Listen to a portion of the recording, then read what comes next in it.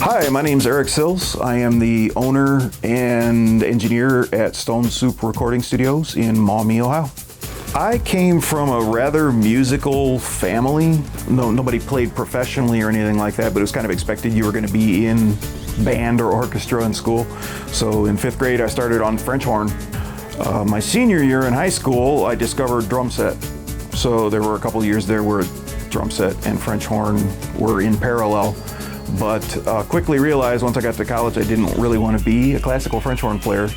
So I switched to electronic technology and stuck with the drums and discovered that I really like the studio environment. So in 2003 I was in a car accident and ended up in a wheelchair, which meant no more drum set.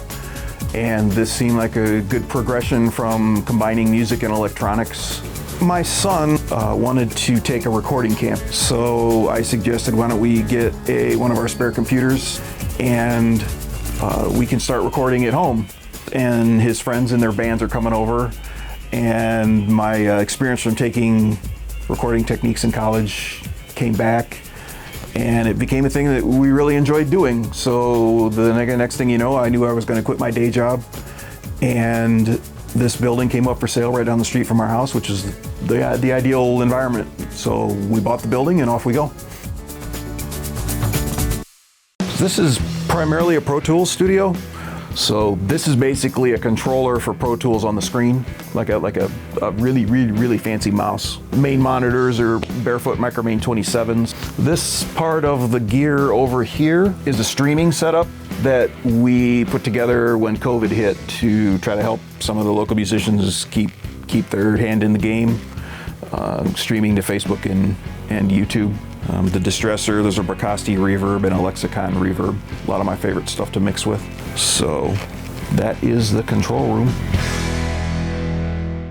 I wanted to have an environment where we could have a real control room and an environment where people could play real instruments and get a good sound on them, but it's comfortable and relaxed, so they can come in and create. So I had an acoustic designer, Gavin Haverstick from Indianapolis.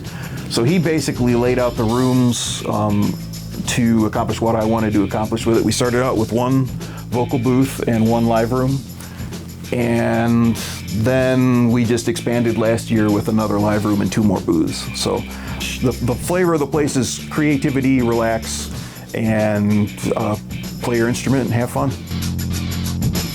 The acoustics in here, like I said before, were laid out by a guy named Gavin Haverstick, and we pretty much built it exactly to the design that he provided.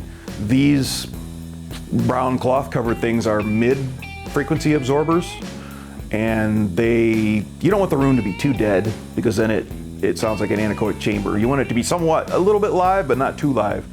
The oddly shaped guys are what's called diffusion. These guys make the sound spread out in a diffuse pattern and help the room sound live without sounding like a basketball arena. And then the guys in the corners that take up the corners, those are bass traps. So most of your low frequencies pile up in the corners and you get standing waves. So that's what those guys are there for, to absorb that. This piano is a 9-foot Yamaha concert grand. And an interesting thing about the piano is it has what's called the disc clavier system built into it. So I can record MIDI coming off of the piano, and if somebody were to send me a MIDI track from out of town, I can squirt it from Pro Tools into the piano and it'll play itself, and we can record that back. So we can make that happen if you would like to see it. That's amazing. Good job, Thank you. Been working on it.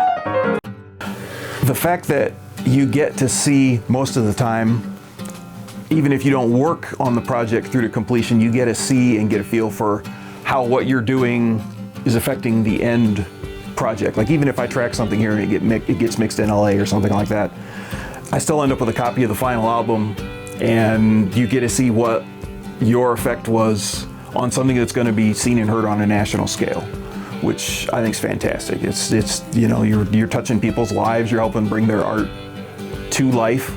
I was an electrical engineer for 20 years before I started this, and a lot of times you're a cog in a wheel, and it can get kind of mentally depressing after a while, whereas with this, it's creative, every day's different. It's not like you're just slogging through the monotony. It's really is different every day, and you're coming up with creative solutions or doing interesting, cool, creative stuff. It's the best. I can't beat it.